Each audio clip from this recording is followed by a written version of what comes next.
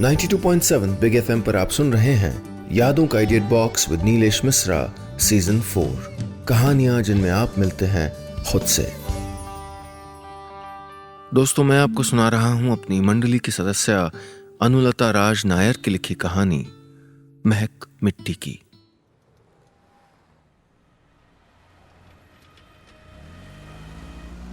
Airport से लौट रही थी आरती। उसकी आंखें नम थीं मगर दिल गुनगुना रहा था। ठंडी हवा के झोंके आरती के गालों पे यूं पड़ रहे थे मानो हवा भी उसको थपथपा के कह रही हो, वेल डन आरती। आसमान के बादलों के बीच पूरा चांद चमक रहा था। आज आषाढ़ की पूर्णिमा यानी गुरु पूर्णिमा थी।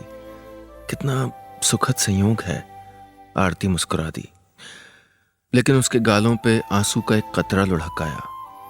मिस यू पापा, आप खुश हो ना अपनी बेटी से? आरती बुदबुदाई। आरती को लगा जैसे वो चांद और तेजी से चमका और हौले से मुस्कुराया भी। आरती भी मुस्कुरा दी। लव यू पापा। आरती की कार जितनी तेजी से आगे दौड़ रही थी, उसका मन उतनी ही तेज पीछे की ओर दौड़ रहा था, अतीत की गलियों की ओर, तकरीबन 2 साल पहले। आरती के पापा को गुजरे तब सिर्फ 2 महीने ही हुए थे। वक्त धीरे धीरे भर रहा था मन के घाव। आरती अपनी माँ के साथ आने वाली जिंदगी का ताना बाना बुनती रहती। 27 बरस की बेहद समझदार और संवेदनशील लड़की थी वो। अपने पापा में उसकी जान बसती थी और उनके बिना जीवन की कल्पना भी नहीं की थी उसने। मगर नियति से कौन जीत सका है? जाने वाले तो चले ही जाते हैं और उनके बाद भी जीवन जैसे तैसे चलता ही रहता है। माँ, मैं पापा की याद को मन में हमेशा के लिए ताज़ा रखने के लिए कुछ करना चाहती हूँ, उस रोज आरती ने माँ के आंचल से खेलते खेलते अचानक कहा था। माँ ने बिना कुछ कहे सवालिया नजरों से आरती की ओर देखा।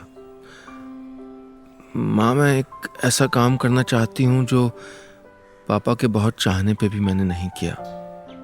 उनके जीते जी ना सही, लेकिन अब उनकी इच्छा पूरी करना चाहती हूँ और मैं लिखना चाहती हूँ एक किताब उनके गांव पे, उनके बचपन पे।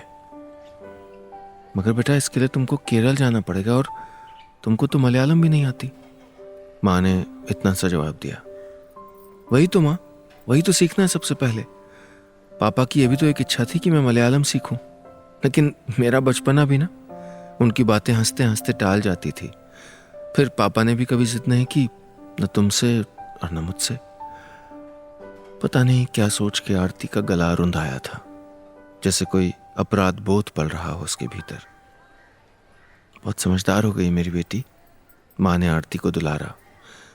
हाँ माँ, मुझे बच्चा बनाए रखने वाले पापा जो नहीं है अब।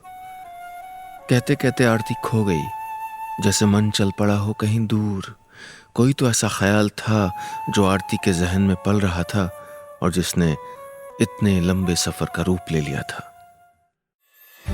92.7 बिग एफएम पर आप सुन रहे हैं यादों का idiot box with Nilesh Mishra season 4। कहानियां जिनमें आप मिलते हैं खुद से।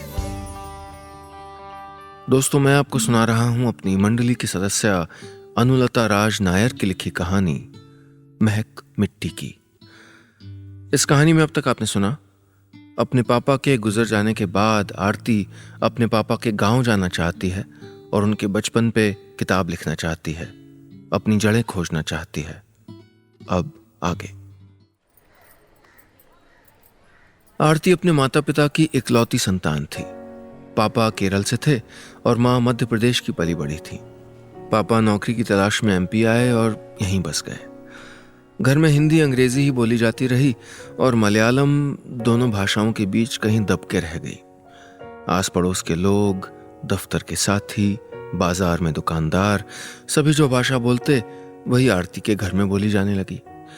जीने का रंग ढंग, खान पान के कायदे, तीज त्योहार वगैरह सब कुछ मध्य प्रदेश का हो गया। ठीक है भाई, जैसा देश वैसा भेस, आरती के पापा अक्सर ठंडी सांस भर के कहते। आरती अपने पिता के बेहद करीब थी। पापा उसकी ऊर्जा थे और वो पापा के जीने की वजह। अपने पापा के स्नेह, मार्गदर्शन और प्रोत्साहन की वजह से ही आरती बेहद मजबूत और हौसले से भरी हुई लड़की थी। पापा अपनी मिट्टी से जरूर दूर आ गए थे और बहुत खुश और सफल भी थे, लेकिन उनके मन के अंदर एक गहरा लगाव था अपने गांव से और दूर चले जाने की एक कसक भी थी। वो आरती को अपने बचपन के ढेरों किस्से सुनाते। जानती हो बेटा, हम स्कूल तुम्हारी तरह बस से नहीं जाता था, तैर के जाता था। बीच में एक नदी था और नाव में खाली लड़की लोग होता था या फिर बूढ़ा लोग। तो बस क्या, हम छलांग लगा देता था नदी में और तैर के पार कर जाता था। पापा नदी था नहीं थी और पार करता था नहीं करते थे। आरती हंसते हुए बस पापा की हिंदी सुधारने में लगी रहती और पापा उससे बेखबर अपनी किस्सा गोई में खोए रहते। हाँ, और किताब केला का पत्ता में लपेटता था कि भीगे नहीं, पापा बोलते चले जाते। आरती के पापा उसको बताते कि कैसे वो काली मिर्च की कंटीली बेल से फल तोड़ते, नारियल के लंबे लंबे पेड़ों पे सर पर चढ़ जाते और पापा की हर बात से गांव की मिट्टी की सौंधी महक आती थी। तुम मुझसे मलयालम में बात किया करो तो तुम भी सीख जाएगा धीरे धीरे, कभी कभी उसके पापा प्यार से कहते। फिर अपना गांव दिखाने ले जाएगा तुमको, तुम्हारा भी गांव। कहते कहते पापा कहीं खो जाते। लेकिन कॉन्वेंट में पढ़ने वाली लड़की आरती हिंदी ही मुश्किल से बोलती थी तो मलयालम का सवाल ही कहाँ था। हाँ, पापा की हिंदी जरूर सुधर गई थी। पापा उसको केरल की लोक कथाएं सुनाते, वहाँ के खान पान, संस्कृति, तीज त्योहारों के बारे में बताते। आज जब पापा नहीं हैं तो आरती को एहसास हुआ कि पापा उसको भी अपनी जड़ों से जोड़ने की कितनी चाहत रखते थे और वो अपनी नादानी में उनकी भावनाओं को अनदेखा करती रही। जिस शिद्दत से पापा ने यहाँ की भाषा को सीखा, यहाँ की संस्कृति को अपनाया, वैसे क्या हम प्रयास नहीं कर सकते थे? ये सोच के आरती की आंखों से आंसू लुढ़काते और वो देर तक माँ की गोद में सर छुपाए रोती रहती। माँ, मैं केरल पापा के गांव जाना चाहती हूँ, वो भी जल्दी से जल्दी। भावनाओं में बह के कोई फैसला मत करो आरती, माँ ने उसको समझाने की कोशिश की। सोच लो कैसे मैनेज करोगी, वहां रहोगी कहाँ, खाओगी क्या, पहले प्लान तो कर लो बेटा। नहीं माँ, ज्यादा प्लानिंग और देर की तो कहीं अपने इरादे से पलट न जाऊं, इसलिए मैं परसों ही चली जाऊंगी। बेटी का मन माँ ने पढ़ लिया था, इसलिए कुछ नहीं कहा और उसका सामान पैक करने लगी। और बस आरती का सफर वहीं से शुरू हो गया था। 92.7 बिग एफएम पर आप सुन रहे हैं यादों का idiot box with Nilesh Mishra, season 4, कहानियां जिनमें आप मिलते हैं खुद से। दोस्तों, मैं आपको सुना रहा हूं अपनी मंडली की सदस्य अनुलता राज नायर की लिखी कहानी महक मिट्टी की। इस कहानी में अब तक आपने सुना, आरती के पिता केरल से आके मध्य प्रदेश में बस गए थे, लेकिन अपने गांव को बहुत याद करते थे। अब आरती उनके गुजर जाने के बाद केरल जाके उनका बचपन जीना चाहती है, उन पे एक किताब लिखना चाहती है, जिसके लिए उसको मलयालम सीखनी है। अब आगे ख्यालों में खोए खोए ही आरती की अर्नाकुलम तक की लंबी यात्रा पल में गुजर गई। वो जल्द ही जल्द अपने पिता के गांव आयरूर पहुंचना चाहती थी। स्टेशन पे उतर के रिटायरिंग रूम में ही फ्रेश होके आरती ने टैक्सी ली और चल पड़ी। गांव पहुंची तो उसका दिल जोरों से धड़क रहा था। वो सोच रही थी, इतनी दूर न जाने किसके सहारे चली आई हूं। यहाँ कोई होटल तो मिलने से रहा, देखती हूँ कहीं ठहरने का कोई जुगाड़ हो जाए तो अच्छा है, वरना वापस शहर तक जाना होगा।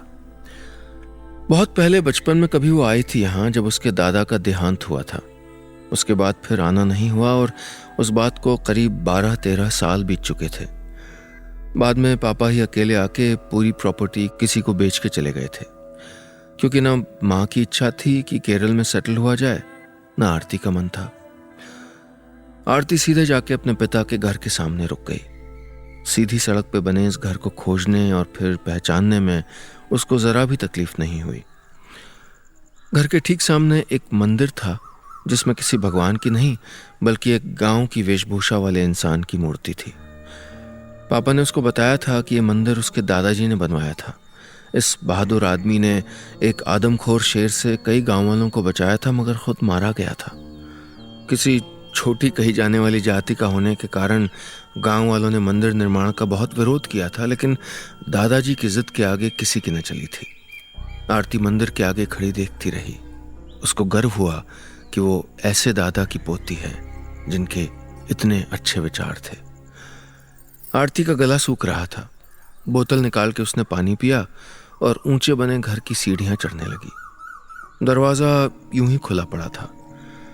लंबे बारामदे के कोने में एक आराम कुर्सी पड़ी थी, जो शायद तब भी थी जब उसके दादाजी यहां रहते थे। बारामदे में खड़े होकर उसने आवाज लगाई, हेलो, कोई है? भीतर से एक 60-65 साल की बुजुर्ग महिला निकली। अपनी ऐनक ठीक करते हुए उन्होंने पूछा, कौन है? वो मलयालम में बात कर रही थी। थोड़ा बहुत आरती को समझ आया और थोड़ा नहीं। उसने अंग्रेजी में बातचीत आगे बढ़ाई। मैं आरती, भोपाल से आई हूं। उसने अपने पिता का परिचय दिया और उनको याद दिलाया कि ये घर और उससे जुड़ी जमीनें कभी उसके पिता की हुआ करती थी। उस औरत की आंखों में चमक आ गई। उनको सब याद था। उन्होंने आरती को बिठाया, कॉफी पिलाई और फिर उसके यहाँ इतनी दूर, वो भी अकेले आने का मकसद पूछा। उनका अपनापन देख के आरती को तसल्ली हुई कि इस गांव में उसको कोई पहचानने वाला तो मिला। वो रोजी आंटी थी। उनके पति ने ही आरती के पापा से प्रॉपर्टी खरीदी थी। अब वो रहे नहीं और आंटी यहां अकेले रह रही थी। सबसे ज्यादा हैरानी आरती को तब हुई जब रोजी आंटी ठीक ठाक हिंदी में बात करने लगी और उन्होंने बताया कि उनको अच्छी समझ है हिंदी भाषा की। मैंने कुछ साल यहीं गांव के स्कूल में हिंदी पढ़ाई है, रोजी आंटी ने बताया। रोजी आंटी ने आरती का खुले दिल से स्वागत किया और वहीं अपने घर में रहने और खाने पीने का बंदोबस्त भी कर दिया। सारा घर खाली पड़ा है, तुम जहां चाहे रह सकती हो और जो चाहोगी वही मैं तुमको पका के खिला सकती हूँ। आंटी ऐसे खुश थी मानो उनका कोई अपना लौट आया हो।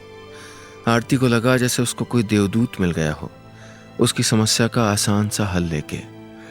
लेकिन गांव में रहना इतना भी आसान नहीं था। 92.7 बिग एफएम पर आप सुन रहे हैं यादों का edit box with Nilesh Mishra season 4, कहानियां जिनमें आप मिलते हैं खुद से। दोस्तों, मैं आपको सुना रहा हूं अपनी मंडली की सदस्य अनुलता राज नायर की लिखी कहानी महक मिट्टी की।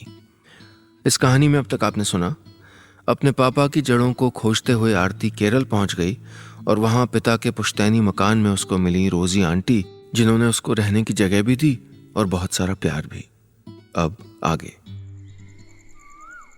आरती अब रोजी आंटी के साथ गांव में ही यहां वहां घूमती, उनसे ढेरों सवाल करती और आंटी भी बहुत खुशी खुशी उनको सब कुछ विस्तार से बताती। एक ही परेशानी थी, आरती के लिए मलयालम अभी भी एक मुश्किल भाषा थी। रोजी आंटी उसके लिए एक ट्रांसलेटर, दुभाषी का काम कर रही थी। आरती रोजी आंटी से पापा के बारे में पूछती और कभी रोजी आंटी की जिंदगी के बारे में भी जानना चाहती। आंटी ने बताया कि उनका परिवार बचपन से पापा के घर के पड़ोस में रहता आया है, इसलिए जब जमीन बेचने की बारी आई तो पापा ने सबसे पहले उन्हीं से पूछा। शायद मन में ये उम्मीद रही हो कि कभी यहाँ आना हुआ तो कम से कम अपने लोग तो दिखेंगे। रोजी आंटी, आप यहाँ अकेले रहते हुए बोर नहीं होते? आरती ने एक रात खाना खाते हुए उनसे पूछा। यहाँ कितना सूना होता है सूरज ढलने के बाद, कितना सन्नाटा होता है, आपको डर नहीं लगता? रोजी आंटी की आंखों में अचानक उदासी तैर गई थी। अकेले रहना किसको अच्छा लगता है बिटिया? ऐसी जिंदगी कोई मांग के नहीं लेता, किस्मत ऐसे फैसले हम पे थोप देती है, आंटी ने बुझी आवाज में कहा। उस रात आरती की आंखों में रोजी आंटी की उदासी घर कर गई थी। उसने सारी रात तारे गिनते हुए काटी। एक सुबह चाय और केले के चिप्स खाते खाते आरती ने उनसे पूछा, आंटी आपका एक बेटा भी है ना, आप उसके पास क्यों नहीं चले जाते? आंटी थोड़ी देर चुप रहीं। आरती को लगा शायद उसने अपनी हद पार कर दी है और आंटी इस सवाल का जवाब भी नहीं देना चाहती। कौन मां नहीं चाहेगी अपने बेटों के साथ रहना? किसको नहीं अच्छा लगता भरा पूरा घर, नाती पोतों के साथ खेलना? लेकिन ये सुख मेरी किस्मत में नहीं है शायद। आरती को लगा जैसे आंटी उससे नहीं बल्कि खुद से बात कर रही थी। क्या हुआ आंटी, बताइए ना। झिझकते हुए आरती ने दबाव डाला। मैं आपकी इतनी अपनी तो हूं ना कि आप मुझसे अपना दुख बांट सकें। मेरा बेटा तो बेटा कहलाने लायक भी नहीं है। यहां से अपने हिस्से की जमीन बेच के जो गया तो फिर लौटा ही नहीं। न अपना पता ठिकाना बताया, न हमारी खबर ली। लोगों से पता लगा मुंबई में है और सुखी है। मुझे और क्या चाहिए। आंटी की आवाज में अचानक गुस्सा तैर गया था। बस आंटी, आपको उसके सुख के सिवा कुछ नहीं चाहिए? आपका सुख कोई मायने नहीं रखता? आंटी खामोश रही, कुछ नहीं कहा उन्होंने। आंटी के दुख का एक ही इलाज था, मेहमान बन के आई आरती और उसको मलयालम सिखाने का जोश। आरती को वहां रहते हुए कई दिन हो गए थे। उसने काफी मलयालम सीख ली थी और आंटी के पास रखी पापा की कुछ चिट्ठियां पढ़ना भी सीख गई थी। गांव के ठीक बीच से एक नहर जाती थी।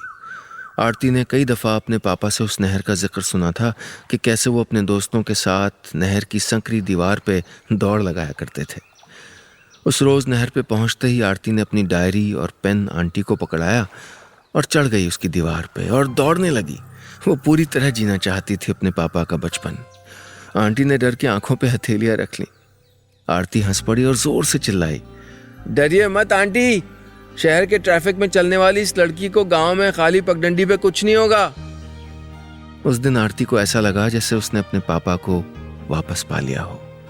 उस दिन पहली बार ख्यालों में अपने पापा से मलयालम में बात करती रही थी आरती, ढेर सारी बातें। 92.7 बिग एफएम पर आप सुन रहे हैं यादों का edit box with Nilesh Mishra season 4, कहानियां जिनमें आप मिलते हैं खुद से। दोस्तों, मैं आपको सुना रहा हूं अपनी मंडली की सदस्य अनुलता राज नायर की लिखी कहानी महक मिट्टी की। इस कहानी में अब तक आपने सुना, अपने पापा का बचपन जीने के लिए आरती अपने पापा के गांव जाती है, जहां उसको रोजी आंटी मिलती हैं। रोजी आंटी आरती से अपना दुख भी साझा करती हैं और रोजी आंटी ही आरती को मलयालम भी सिखाती हैं। अब आगे। अगले कई दिन तक आरती अपनी किताब लिखने में व्यस्त रही।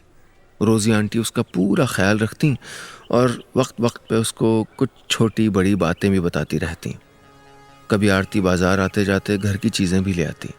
आंटी खूब नाराज होती, उलाहना देती। इस मीठी तकरार के बीच दोनों का रिश्ता और गहरा होता रहा। आरती को यूं लगता कि उसने अपने गांव के किसी करीबी रिश्तेदार को पा लिया है, जो अपनी मुफलिसी में भी दरिया दिली से उसका ख्याल रखती हैं। रात दिन आरती अपनी किताब के लिए मैटर इकट्ठा करती रहती।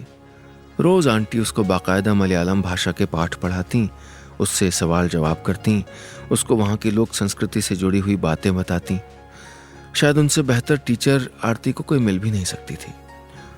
बाद में आरती उनको प्यार से गुरु माँ कहने लगी और रोजी आंटी इस बात से बहुत खुश होती। आंटी की याददाश्त बहुत तेज थी और दिमाग भी। इस उम्र में भी उनको हजारों कहानियां, किस्से, कविताएं रटी हुई थी। थोड़े समय में ही उन्होंने आरती को मलयालम और केरल से पूरी तरह जोड़ दिया था। आंटी, पता नहीं मैं आपका एहसान किस तरह चुका पाऊंगी। एक रोज आरती ने बहुत भावुक होकर उनसे कहा, कैसा एहसान बेटा, बल्कि तुम आई है मेरे लिए अच्छा हुआ। मेरे घर का सन्नाटा कम हो गया। तुम्हारी हंसी से घर खिलखिलाने लगा है। काश मैं तुमको हमेशा के लिए रोक पाती। आंटी की आवाज भर आई थी। चलिए कॉफी पीते हैं, फिर मंदिर भी तो जाना है। कहते हुए आरती उठ गई। अपने आंसू दिखा के वो आंटी को और दुखी नहीं करना चाहती थी। उन दिनों गांव के मंदिर में उत्सव चल रहा था। केरल के मंदिरों में यह खास अवसर होता है। रात भर वहां तरह तरह के लोक नृत्य होते हैं, जिनमें गांव के ही पुरुष, स्त्री और बच्चे हिस्सा लेते हैं। बहुत रौनक रहती है इन दिनों गांव में। रात रात जाग के आरती ने भी कथकली, थय्यम और तिरुवादिरा का आनंद लिया। तुम एकदम सही वक्त पे आई हो आरती, आंटी खुश होकर उससे कहती। वहां रह के आरती ने तरह तरह के अप्पम बनाना सीखे, केले के पत्ते पे खाना और उसमें परोसना भी सीखा।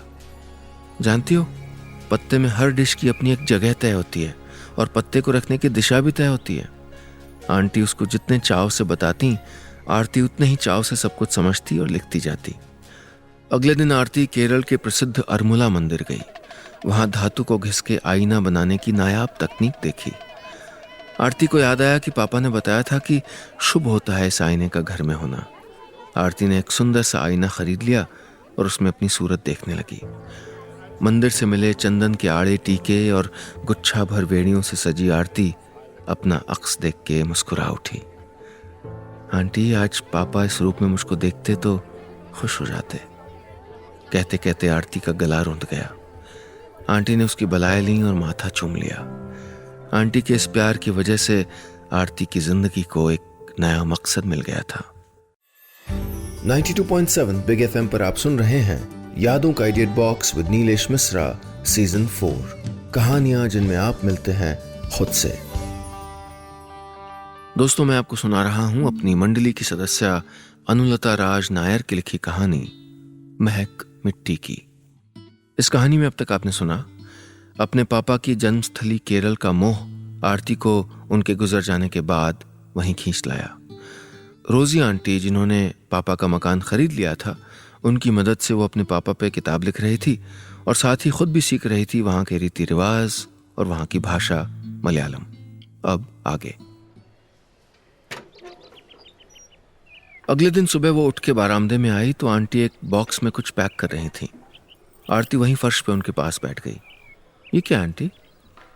ये सब तुम्हारे लिए है, मेरी तरफ से तोहफा समझ लो। ध्यान से देखो इन तस्वीरों को। ये सब तुम्हारे पापा की या उनके बचपन से जुड़ी तस्वीरें हैं। कुछ चिट्ठियां हैं और कुछ छोटी छोटी और चीजें हैं। ये सब मुझको परछत्ती पे पड़े एक संदूक में मिली थी, जिनको शायद तुम्हारे पापा देख नहीं पाए होंगे। आरती की आंखें भीग गईं। भाषा ज्ञान के अलावा आंटी ने उसकी झोली अनमोल सौगातों से भर दी थी। वो आंटी के पैरों में झुक गई। आंटी ने उसको गले लगा लिया और पता नहीं कितनी देर दोनों आंसुओं से एक दूसरे का कंधा भिगोती रही। अगली सुबह आरती जल्दी उठ के सामने की पहाड़ी पे बने घर में गई। ये उसकी दादी का घर था और यहाँ पापा का जन्म हुआ था। वहाँ खड़े होकर आरती ने गहरी सांस ली। उसको लगा कोई अपनी सी जानी पहचानी महक उसकी नाक से सीधे जहन में पहुंच गई थी। उसने जमीन से मिट्टी उठाई और अपनी मुट्ठियां भींच ली। आरती सोचने लगी, ऐसी ही एक मुट्ठी मिट्टी पापा भी लेके आए थे जब उन्होंने जमीन का आखिरी टुकड़ा बेचा था, और उस मिट्टी को उनके साथ ही विदा किया था हमने। आरती सिसक सिसक के रोती रही। घर के बाहरी दरवाजे की चौखट पे पापा की जन्म तिथि खुदी हुई थी। आरती ने हौले से उन शब्दों को सहलाया। पूरी पहाड़ी में आरती एकदम अकेली थी, मगर उसको जरा भी न डर लग रहा था न अकेलापन। बस बरसों बाद अपने घर लौट आने जैसा एहसास था। उस दिन आरती बहुत अनमनी रही। उसको एहसास हुआ कि पापा का मन कितना कल्पा होगा इस जमीन को छोड़ने में। वो सोचती रही, काश मैं उनके जीते जी यहाँ आ पाती और उनको तसल्ली दे पाती कि पापा आप फिक्र मत करें, मैं सींचती रहूंगी उन जड़ों को जिनसे आपका जीवन अंकुरित हुआ है। रात गहरा रही थी और आरती करवटें बदलती रही। कुछ दिनों में उसको वापस जाना था। तभी उसको आहट महसूस हुई। रोजी आंटी थी। आइए ना आंटी। आरती उठ के बैठ गई। नहीं नहीं, उठो मत। आंटी ने स्नेह से जिद करके उसको फिर लिटा दिया। उसके बालों में हाथ फेरते हुए वो गुनगुनाने लगी। ओ मन थिंगल किडावो नल्ले कोमड़ तामर पूवो। आरती चौंक गई। वो उठ के बैठ गई। आंटी, ये गीत क्या है? वो हैरान होकर कहने लगी, बचपन से सुनते आई हूं अपने पापा से ये कविता। न अर्थ जानती थी न सुर समझती थी, लेकिन एक एक लफ्ज याद हो गया था मुझको। मैं जब जो पापा से कहती तब वो ये गाने लगते और मैं बहुत खुश हो जाती। आरती, एक लोरी है जो शायद केरल के हर घर में हर बच्चे को उसके माता पिता ने सुनाई होगी। इसको बरसों पहले केरल के राज कवि ने लिखा था और जिसको यहाँ के राजा स्वाति तिरुनल को सुनाया जाता था। आंटी अब भी उसके बाल सहला रही थी। अपने पूरे केरल प्रवास के दौरान आरती ने पापा का समूचा गांव अपने भीतर समेट लिया था। उसके मन में बहुत खुशी थी और उससे भी ज्यादा था आत्मसंतोष। आरती अपना सामान पैक कर रही थी। रोजी आंटी उदास आंखों से उसको देख रही थी। आरती का मन भर आया। अचानक बोली, आंटी आप चलिए ना मेरे साथ भोपाल, कुछ दिनों के लिए सही, आपका मन बहल जाएगा। आंटी ने कुछ सोचते हुए सर हिलाया और फिर कहा, इस मिट्टी को सींचने वाला भी तो कोई बचा होना चाहिए ना गांव में, तभी तो बची रहेगी महक मिट्टी की। आरती को एहसास हुआ कि मिट्टी की महक दरअसल इंसान के साथ साथ ही चलती है, चाहे जमीन क्यों ना बदल जाए। आरती ने आगे बढ़ के रोजी आंटी को गले लगा लिया और खुद से वायदा किया कि साल में एक बार पापा के गांव, अपने गांव जरूर लौटेगी। बस इतनी सी थी ये कहानी। दोस्तों कहीं जाइएगा नहीं, क्योंकि थोड़ी देर में वापस आता हूं लेके आपका पुराना पसंदीदा ऑडियो पोस्टकार्ड। सुनते रहिए यादों का idea box with Nilesh Mishra season 4, कहानियां जिनमें आप मिलते हैं खुद से, सिर्फ 92.7 बिग एफएम पर। बिग